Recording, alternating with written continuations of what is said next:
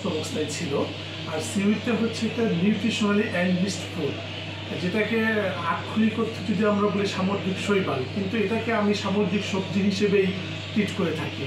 যেহেতু আমরা যে ভেজিটেবলগুলো খাই, এই ভেজিটেবলগুলোর চাইতেও সিউইডে উচ্চমানের প্রোটিন থাকে, ভিটামিন থাকে, মিনারেলস থাকে, এবং এখানে যে অনুজ প্রোটিনগুলো থাকে, এই অনুজ প্রোটিনগুলো আমাদের বডিতে খুব দ্রুত অ্যাবজর্ব হয়, যে কারণে আমাদের বডির অ্যান্টিঅক্সিডেন্ট ক্যাপাসিটি বেড়ে যায়, আমাদের রোগ প্রতিরোধ ক্ষমতা বেড়ে যায়।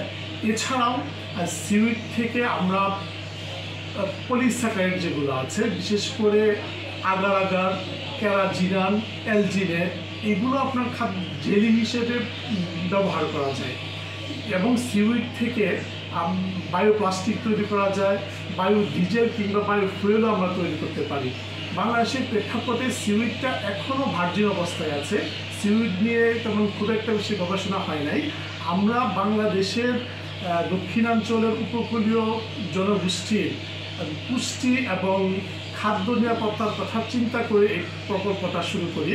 আমাদের এই প্রকল্পটা 1 বছর মেয়াদী ছিল, এবং এই প্রকল্পের উদ্দেশ্যই ছিল আমরা সিউইড থেকে ভ্যালু অ্যাডেড ফুড প্রোডাক্ট তৈরি করব।